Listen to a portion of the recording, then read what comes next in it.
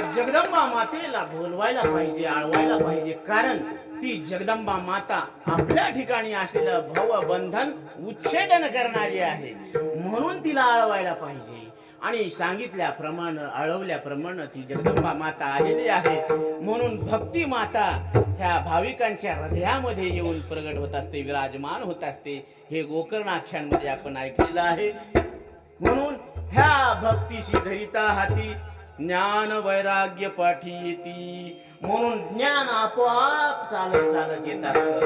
म्हणून या ठिकाणी भ्रमाचा निराश होत असतो. आणि तो निराश झाल्यानंतर मग शरीराचेच रोग काय, पण भवरोग सुद्धा काय होत असतो हे तिसऱ्या चरणात सांगतात.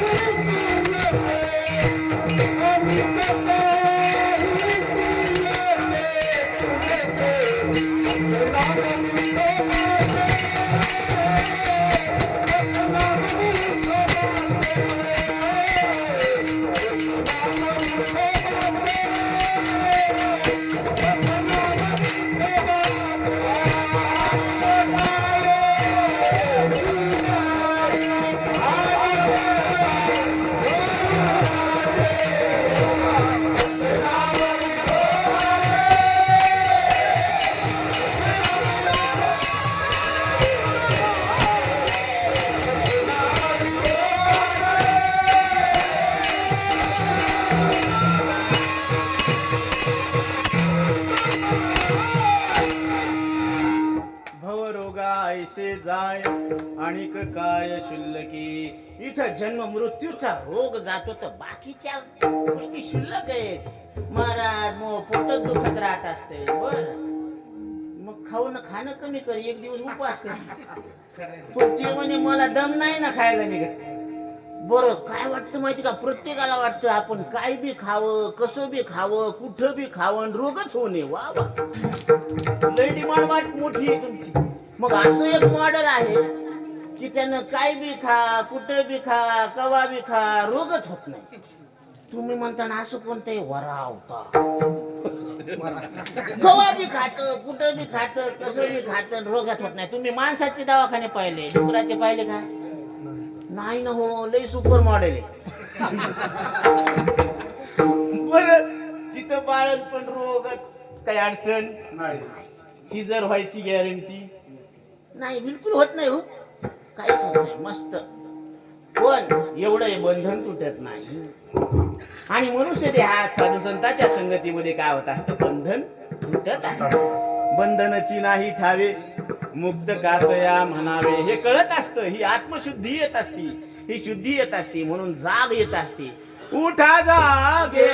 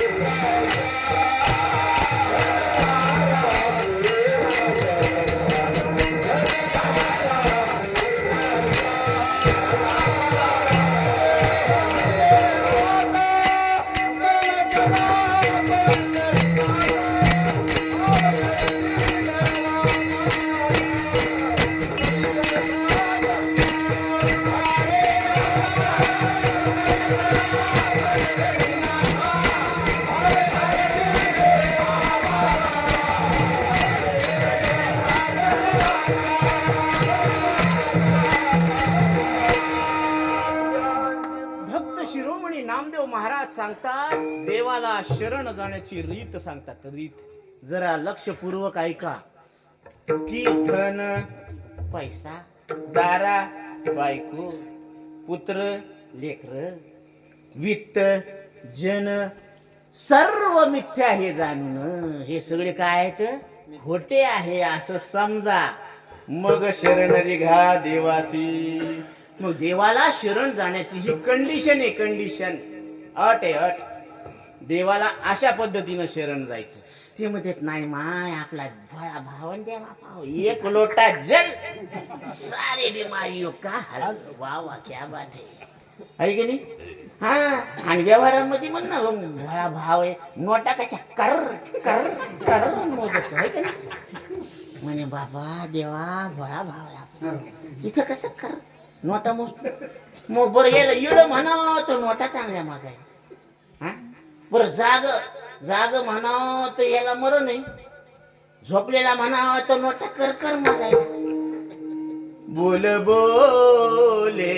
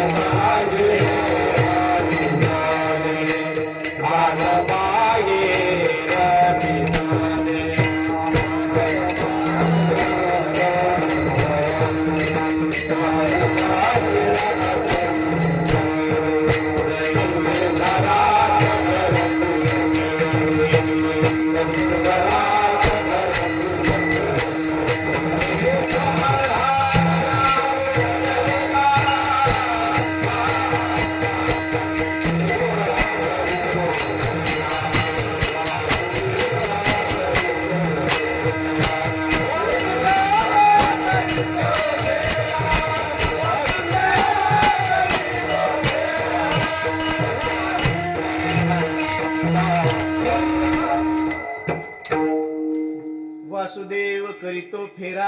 ही साधू संतांची फेरी निघालेली आहे बरं का. साधू संतांची ही फेरी निघालेली आहे. जसं फिरता ज्ञानेश्वरी सप्ताह चालू आहे ना तशी ही साधू संतांची फेरी निघालेली आहे. कारण मार्च मध्ये फार मोठा समारंभ होणार आहे. त्या कार्यक्रमात प्रत्येकानं आपल्या ज्ञानेश्वरी घेऊन यायचं आहे पारायणाला. हा 12 ते 19 मार्च. तर या कार्यक्रमामध्ये सगळ्यांना हात जोडून विनंती पाया पडून विनंती की भव्य दिव्य कार्यक्रमामध्ये आपलं स्वागत आहे. प्रत्येकानं मनानं हृदयानं यायचं. बोल्याशिवाय यायचं नाही. हा हट्ट सोडून द्यायचा बर का. म्हणून ही सगळ्यांना नम्रतेची विनंती आहे. म्हणून ही जाग होण्याची वेळ आहे. जाग होता येतं म्हणून इथंच जाग होता येतं. व्हा जागे व्हा. नाहीतर मग आबा बर का झोपी गेलेल्या माणसाला उठवणं सोपं आहे. ध्यानात घ्या. पण झोपीचं सोंग घेतलेल्याला उठवणं अवघड आहे दादा.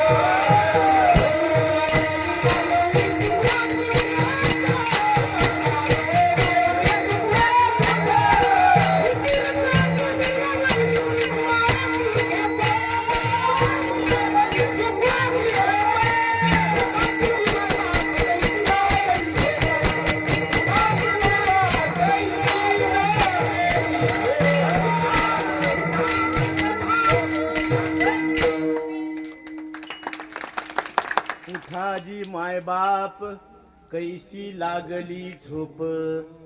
आता संत आपल्याला मायबाप म्हणायला लागलेत. ते आपले मायबाप का आपण त्याचे मायबाप? क्या बात आहे. पण माईचं प्रेम कसं असतं माहितीये का? ती माय तिला म्हणते एवढा घास खाना माय. आता तू तिची माय का ही तिची माय?